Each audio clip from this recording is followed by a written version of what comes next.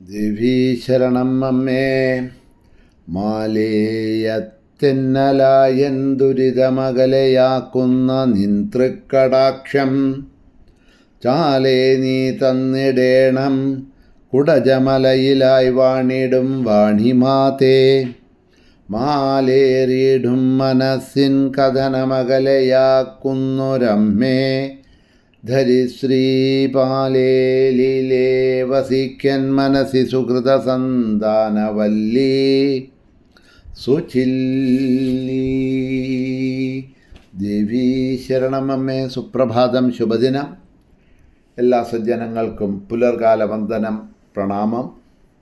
ശ്രീമദ് ദേവി ഭാഗവത നിത്യപാരായണ പ്രഭാഷണ വേദിയിലേക്ക് എല്ലാ സജ്ജനങ്ങൾക്കും സുസ്വാഗതം. ദേവി ഭാഗവതം സപ്തമസ്കന്ധം 16-ാമത്തെ അധ്യായം ഹരിശ്ചന്ദ്രചരിതമാണ് അവലോകനം ചെയ്തുകൊണ്ടുവരുന്നത്.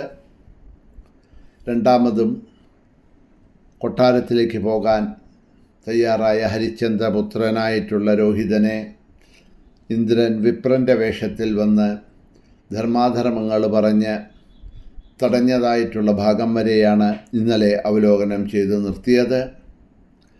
ഇതേ സമയത്ത് രോഗം കൊണ്ട് വളരെയധികം ക്ലേശിച്ച് അവശനായിട്ടുള്ള ഹരിശ്ചന്ദ്രൻ തൻ്റെ കുലഗുരുവായിട്ടുള്ള വസിഷ്ഠനോട് രോഗവിമുക്തിക്കാകാനുള്ള ഉപായമാണ് എന്താണ് എന്ന് കുലഗുരുവായിട്ടുള്ള വസിഷ്ഠരുമായിട്ട് കൂടിയാലോചിച്ചു. ബ്രഹ്മപുത്രനായിട്ടുള്ള വസിഷ്ഠൻ അദ്ദേഹത്തിനോട് പറഞ്ഞു, രാജാവേ, വില കൊടുത്തു വാങ്ങിയ ഒരു പുത്രനെ കൊണ്ട് യജ്ഞം ചെയ്യൂ, എന്നിട്ട് ശാപത്തിൽ നിന്ന് മുക്തി നേടൂ എന്നുള്ള ഉപായമാണ് പറഞ്ഞു കൊടുത്തത്. അങ്ങനെ ഒരു ധർമ്മം ശാസ്ത്രത്തിലുണ്ടാവാം. അതാണ് വസിഷ്ഠൻ പറയാനുള്ള കാരണം. അപ്പോൾ സ്വന്തം പുത്രൻ ഇപ്പോൾ ഇല്ല, എവിടെയാണെന്ന് അറിയില്ല. കൊണ്ടുവന്ന് യാഗപ്പശുവാക്കി ആ വരുണനെ കൊടുത്ത സത്യം പരിപാലിക്കാൻ കഴിയാത്ത ആ സാഹചര്യത്തിൽ ഇപ്പോൾ ധർമ്മം പ്രകാരമുള്ള ഏവ ഉപായം എന്താണ് എന്ന് പറഞ്ഞാൽ, വില കൊടുത്തിട്ട് വേറൊരു കുട്ടിയെ മേടിച്ച് വരുണന് യാഗപ്പശുവായി കൊടുത്ത് ഈ ശാപത്തിൽ നിന്നും വരുണശാപത്തിൽ നിന്നും മുക്തി നേടുക എന്നുള്ള ഉപായമാണ് അവിടെ പറയണത്. ഇവിടെ പറയണു, പുത്രാദശവിധ പ്രോക്ത ബ്രാഹ്മണൈർവേദപാരകൈഃ ദ്രവ്യേണാനീയ തസ്മാൽ ത്വം പുത്രം കുരു നൃപോത്തമ.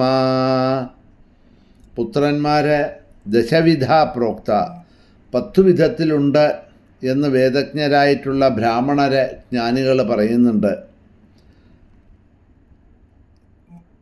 അതിൽ ഒന്നാണ് ഈ ശുൽക്കം അഥവാ ധനം കൊടുത്ത് ഒരു പുത്രനെ മേടിച്ച് സ്വന്തം പുത്രനാക്കുക എന്നുള്ളത്. അതുകൊണ്ട് പണം നൽകി പുത്രനെ വാങ്ങിയാലും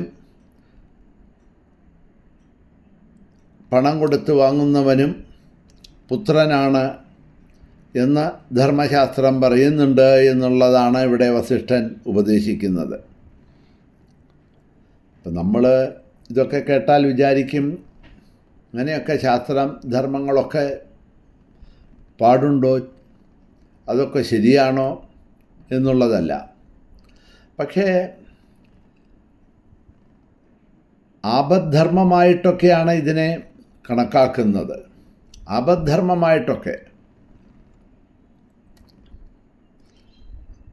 അങ്ങനെ ആപദ്ധർമ്മമായിട്ട് ചെയ്യാവുന്ന പല കാര്യങ്ങളും നമുക്ക് നമ്മളുടെ ജ്ഞാനം കൊണ്ട് നമ്മുടെ അറിവ് കൊണ്ട് നോക്കിയാൽ തെറ്റായി തോന്നാമെങ്കിലും അത് ധർമ്മമായിട്ട് ശാസ്ത്രങ്ങളിൽ പുരാണങ്ങളിൽ പറഞ്ഞിട്ടുണ്ട്. പക്ഷേ ആ പറഞ്ഞിട്ടുള്ളത് എന്തിനാണ് എന്ന് പറഞ്ഞാൽ, അത്തരത്തിലുള്ള ഒരു സാഹചര്യം വരുന്ന സമയത്ത്, മറ്റുള്ള പോംവഴികളില്ലാതെ കണ്ട് വരുന്ന സമയത്ത് ആപദ്ധർമ്മം ഉപയോഗിക്കാമെന്നുള്ളതാണ്. ഇപ്പോൾ ചിത്രാംഗദനും വിചിത്രവീര്യനും മരിച്ചു പോയതോടുകൂടിയിട്ട് കുരുവംശം പിന്നീട് മുന്നോട്ട് പോകാൻ വഴിയില്ലാതെ കണ്ടുവന്ന സമയത്ത് ഭീഷ്മരെ താൻ അച്ഛന് കൊടുത്തതായിട്ടുള്ള നഷ്ഠിക ബ്രഹ്മചര്യ വ്രതത്തിൽ നിന്നും സത്യത്തിൽ നിന്നും അണുകിട മാറാൻ തയ്യാറാകാത്ത സമയത്ത് ആ കുരുവംശം മുന്നോട്ട് കൊണ്ടുപോകാൻ എന്താണ് ഒരു പോംവഴി എന്ന് പറഞ്ഞപ്പോഴാണ് ആപദ്ധർമ്മമായിട്ടുള്ള ഒരു ബ്രാഹ്മണനിൽ നിന്നും സന്താനോൽപാദനം നടത്തി വംശത്തിനെ നിലനിർത്തുക എന്നുള്ളത്. അതനുസരിച്ചാണല്ലോ ഭീഷ്മർ ഉപദേശിച്ചതനുസരിച്ച് മാതാവായ സത്യവതി വ്യാസനെ വിളിച്ചതും വ്യാസനെ കൊണ്ട് അംബികാംബാലിക എന്നവരിൽ സന്താനോൽപത്തി ചെയ്യിച്ചതും. അപ്പോൾ അതൊക്കെ ഒരു ആപദ്ധർമ്മമായിട്ട് അവിടെ നമുക്ക് എടുക്കാമെന്ന് മാത്രമേ ഉള്ളൂ. അല്ലാതെ അതൊരു ധർമ്മമായിട്ട് നിത്യജീവിതത്തിൽ വേണ്ടാതെ കണ്ട അത്തരത്തിലുള്ള കാര്യങ്ങൾ ചെയ്യുക, അത് പാടില്ല. മറ്റൊരു പോംവഴിയും ഇല്ല എന്ന് വരുന്ന സമയത്ത് ജ്ഞാനികളായിട്ടുള്ളവരുടെ ഉപദേശം സ്വീകരിച്ചു കൊണ്ട് വേണം അതെല്ലാം ചെയ്യാൻ. അവിടെ സത്യവതി അത് ചെയ്തു എന്ന് പറഞ്ഞാൽ മഹാജ്ഞാനിയായിട്ടുള്ള ഭീഷ്മരെ അത് ഉപദേശിച്ചത് കാരണം കൊണ്ടാണ്. അങ്ങനെ ഒരു ശാസ്ത്രമുണ്ട് എന്നുള്ളത്. ഇതാ ഇവിടെയും മഹാജ്ഞാനിയായിട്ടുള്ള ബ്രഹ്മപുത്രനായിട്ടുള്ള കുലഗുരുവായിട്ടുള്ള വസിഷ്ഠനാണ് അത് ഉപദേശിക്കുന്നത് എന്നുള്ളത് കാരണം കൊണ്ട് അതിനെ ധർമ്മമായിട്ടെടുക്കാം. കാരണം അതുകൊണ്ടാണല്ലോ വസിഷ്ഠൻ ഉപദേശിക്കുന്നതും, അല്ലെങ്കിൽ ഉപദേശിക്കില്ലായിരുന്നു. അപ്പോൾ അങ്ങനെ ശുൽക്കം കൊടുത്ത് ഒരു പുത്രനെ മേടിക്കുമ്പോൾ ആ പുത്രൻ എൻ്റെ പുത്രനാവും. പിന്നെ ആ പുത്രനെ യാഗപ്പശുവാക്കുക, അത് മറ്റൊരു അധർമ്മമല്ലേ? മറ്റൊരാളുടെ പുത്രനെ അവരുടെ എന്തോ കഴിവുകൾ, അവരുടെ ഒരു ദീനത, ദാരിദ്ര്യം, അതിന് അവർ വിൽക്കാൻ തയ്യാറാണ്, അതിന് പൈസ കൊടുത്ത് മേടിക്കുക, എന്നിട്ട് അത് കൊണ്ടുവന്ന് യാഗപ്പശു ആക്കുക എന്നൊക്കെ പറയുമ്പോൾ വാസ്തവത്തിൽ നമ്മൾ കഥാരൂപത്തിൽ കേൾക്കുമ്പോൾ നമുക്ക് നമ്മുടെ ജ്ഞാനത്തിനോ നമ്മുടെ ബുദ്ധിക്കോ നമ്മുടെ ധർമ്മത്തിനോ യോജിക്കാത്തതായിട്ടൊക്കെ തോന്നാം. പക്ഷേ മഹാത്മാക്കൾ അത് പറയുമ്പോൾ അത് ചെയ്യുന്ന സമയത്ത് അതിൻ്റെ പിന്നിലുള്ള കാരണങ്ങളും അതുകൊണ്ട് നടക്കുന്നതായിട്ടുള്ള മറ്റ് കാര്യങ്ങളെയും നമ്മൾ വിലയിരുത്തിക്കൊണ്ട് ചിന്തിക്കുന്ന സമയത്ത് നമുക്കത് ധർമ്മമാണ് എന്നുള്ളത് മനസ്സിലാക്കാൻ സാധിക്കും. എന്തായാലും വരുണനും പ്രസന്നമായിട്ട് ഇപ്രകാരം ചെയ്താൽ അങ്ങയ്ക്ക് സുഖം നൽകും. അതിനുള്ള ഉപദേശം നാട്ടിലുള്ള ഏതെങ്കിലും ലോഭിയായിട്ടുള്ള ഒരു ബ്രാഹ്മണൻ സ്വപുത്രനെ വിലയ്ക്ക് കൊടുക്കാൻ തയ്യാറാണെങ്കിൽ വില കൊടുത്ത് മേടിക്കുക, എന്നിട്ട് ആ പുത്രനെ യാഗപ്പശുവായി യാഗം നടത്തുക, എന്നിട്ട് വിമുക്തനാകുക എന്നുള്ള ഒരു ആപദ്ധർമ്മത്തെയാണ് ഇവിടെ വസിഷ്ഠൻ ഹരിശ്ചന്ദ്രന് ഉപദേശിച്ചു കൊടുക്കുന്നത്.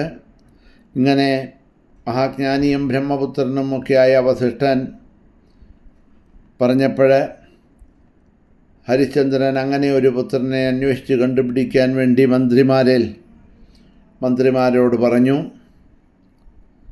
ആ നാട്ടിലെ അജീകർത്തൻ എന്ന് പറഞ്ഞതായിട്ടുള്ള ഒരു ബ്രാഹ്മണൻ ജീവിച്ചു കൊണ്ടിരുന്നു.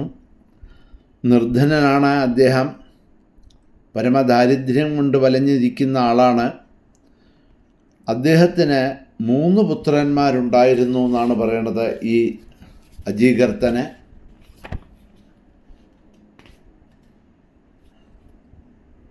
അങ്ങനെ ആ ദരിദ്രനായിട്ടുള്ള ആ ബ്രാഹ്മണനോട്